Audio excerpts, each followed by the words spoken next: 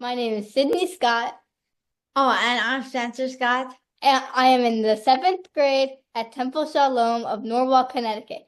I will be interviewing my grandma, whose name is G, about her life and legacy.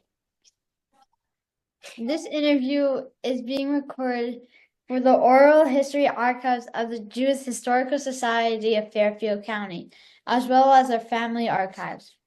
Over the next 15 minutes or so, I will ask you questions that will help me learn about you and our family history, especially our Jewish history.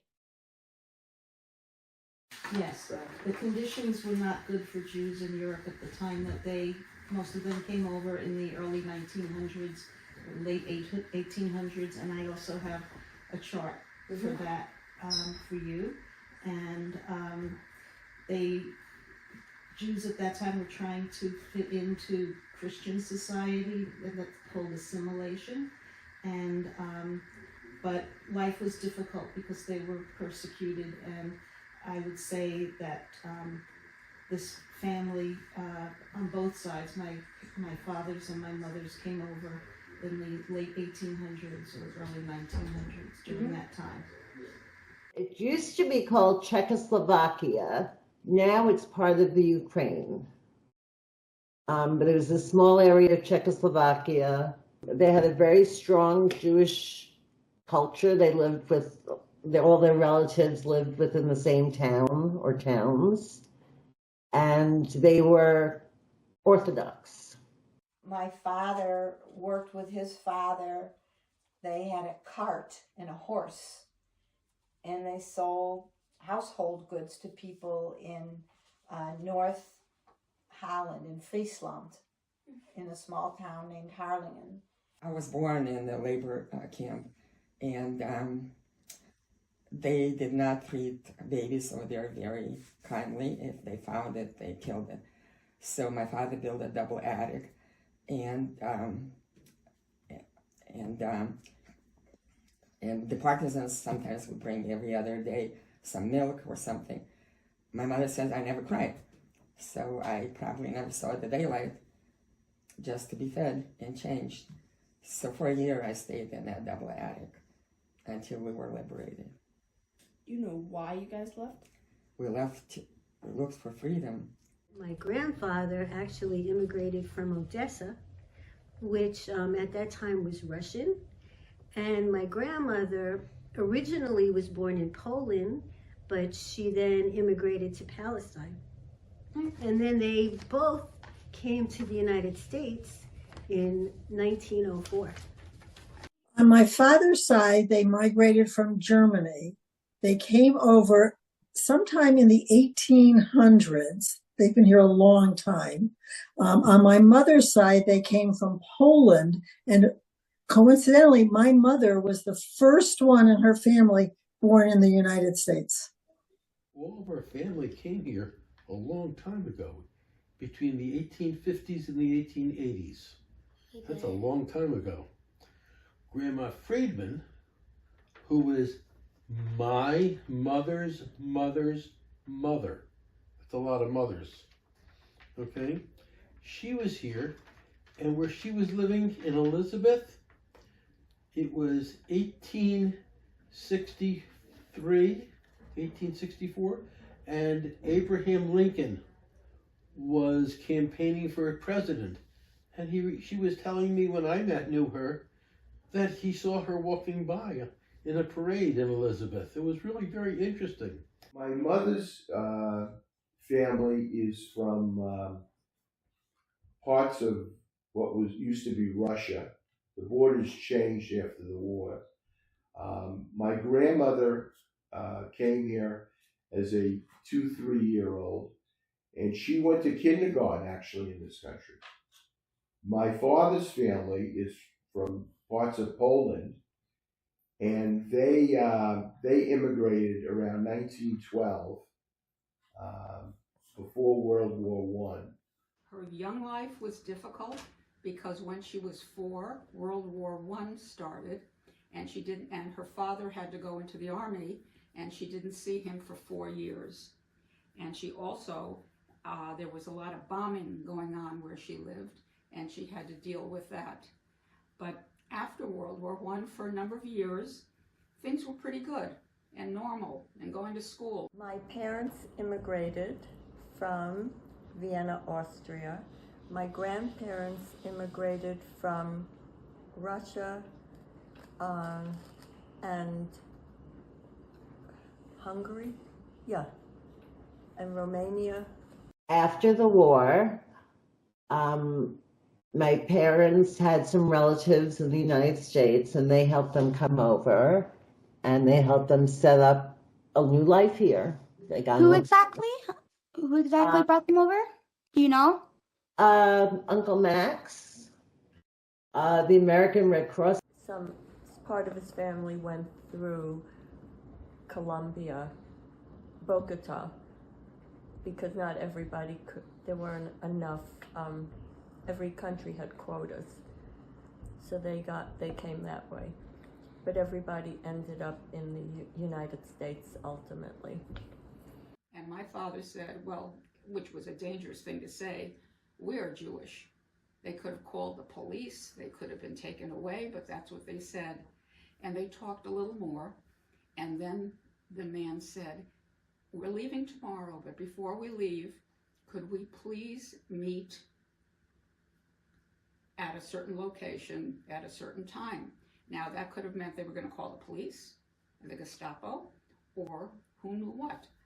So that morning they came, and what they had decided, they said they were up all night, and they decided to help one Jewish family, and those were my parents, and they were going to give them an affidavit.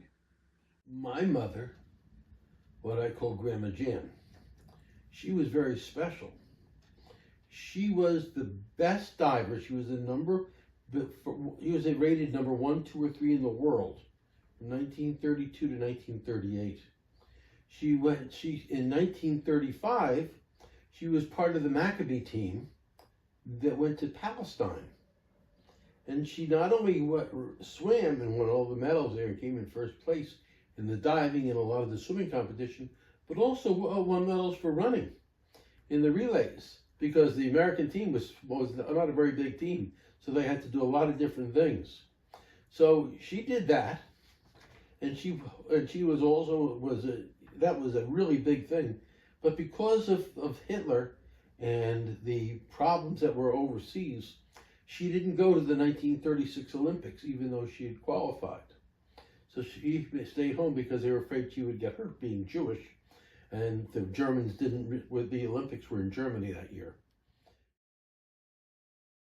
They were all affected by the pogroms, P-O-G-R-A-M. It's a little different, and I know it's hard to say.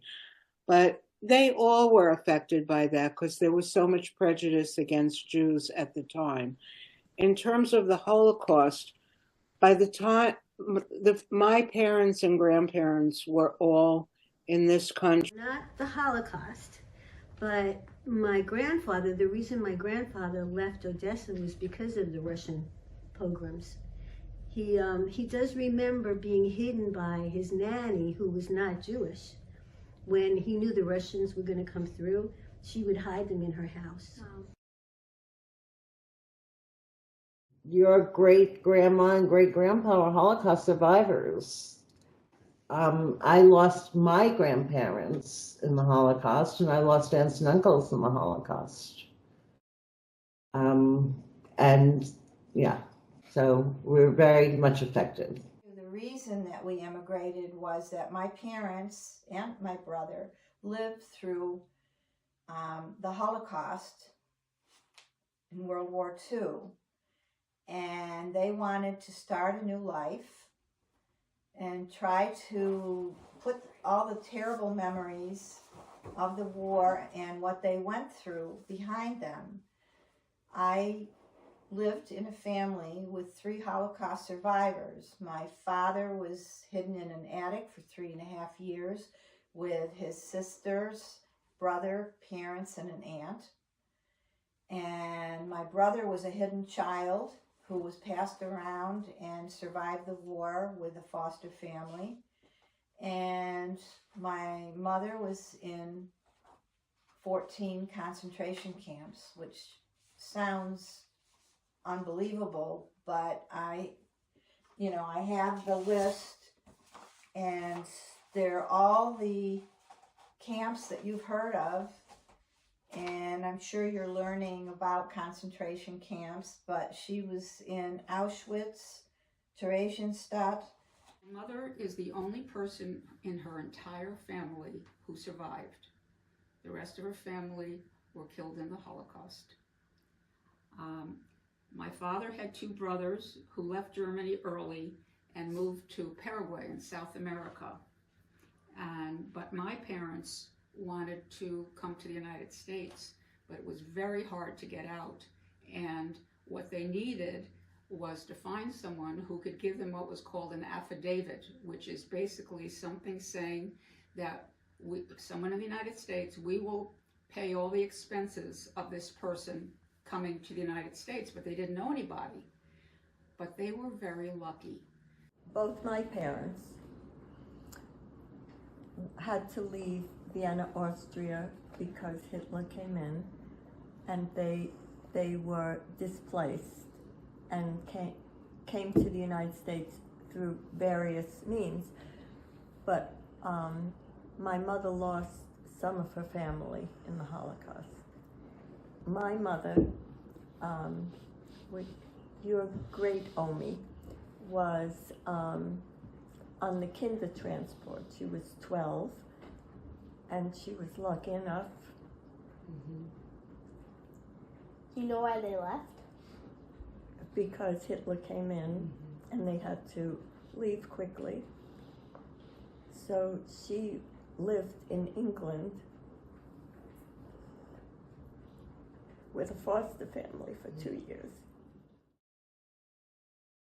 That is myself, my brother, and my parents in 1953 in January on a Holland America Line ship coming to the United States.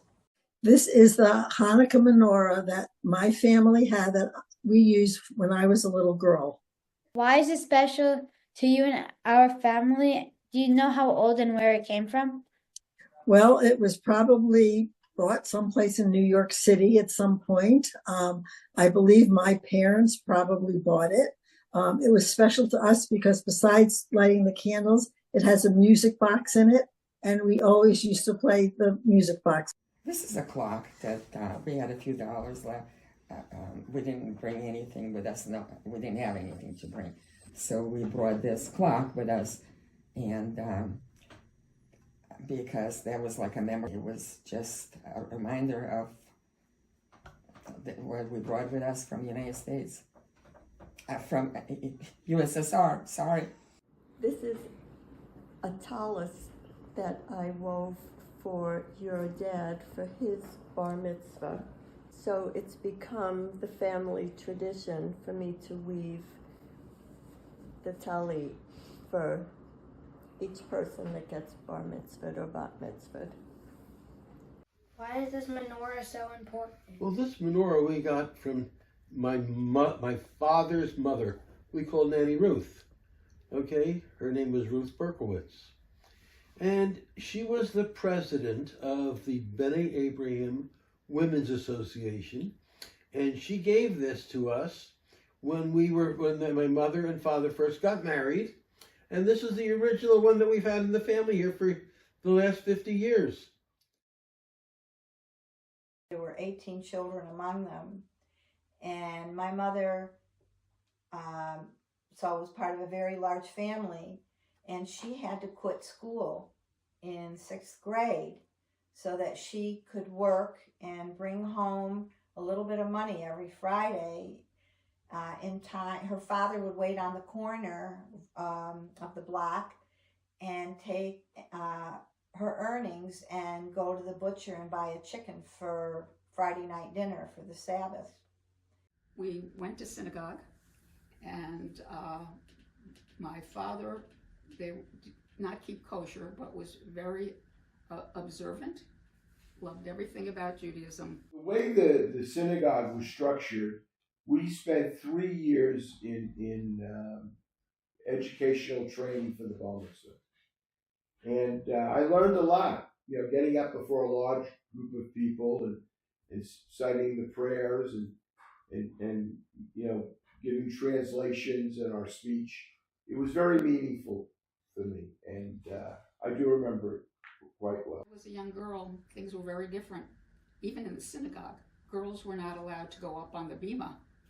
I didn't have a bat mitzvah when I was a teenager, but I had one when I was 45 years old, and I have a certificate there. And there was a carp in the bathtub that Gertie had to make a fish. A carp is a big fish in the bathtub so that she could make a filter fish. No jars. My favorite holiday was Hanukkah. And the reason it was my favorite holiday was because the way we celebrated it. My mom's family, and they all lived in Brooklyn too. We had big Hanukkah parties every year where we would go to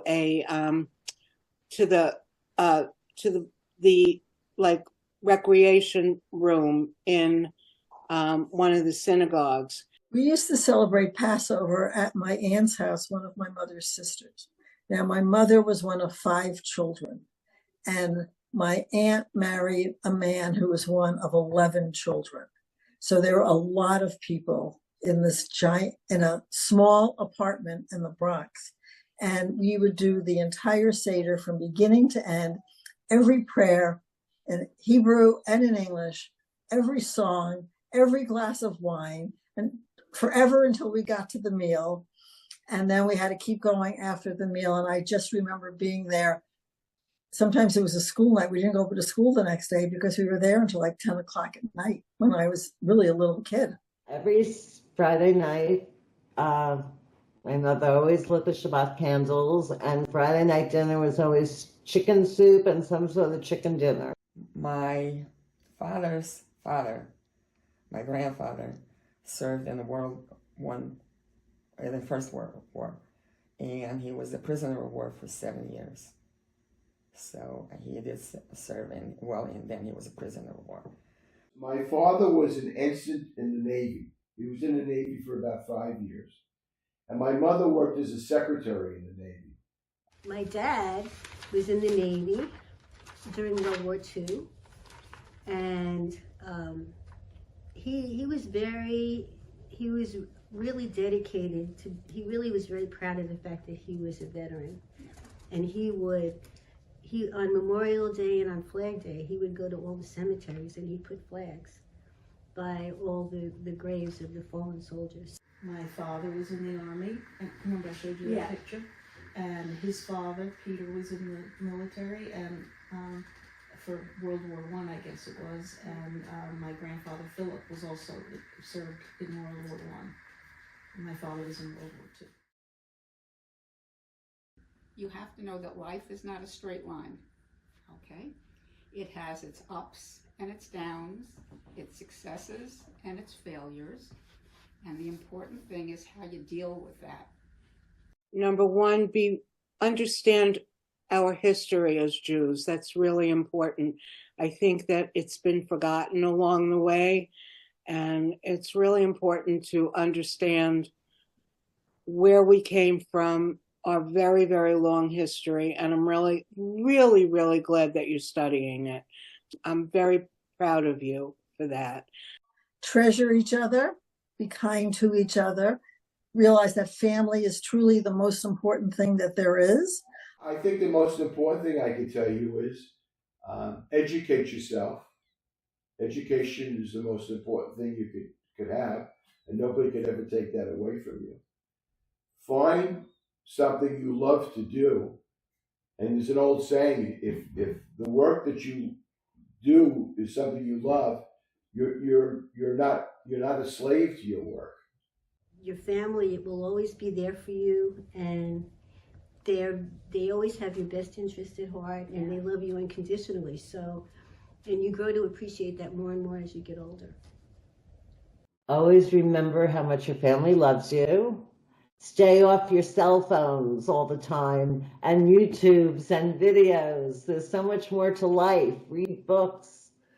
Always remember Israel, because I think without Israel, the Holocaust wouldn't have happened. If it was Israel, Holocaust wouldn't have happened. Also, my wish for my grandchildren to keep up with the Jewish faith. They should be proud of being Jewish, because as Jew, a lot of Jewish people contributed so much to the world. I always thought that if you were good to others and did what you could to help others, that was a fine way to live your life. Keep family close. And enjoy your childhood. Think about how you're impacting the world and what you can do to make it better. Don't forget who you are. Have a strong identity. Even though I didn't belong to a synagogue, I never forgot that I was Jewish. I always identified as Jewish. I always felt a strong connection because of my family to Jewish religion and traditions. That's a wrap.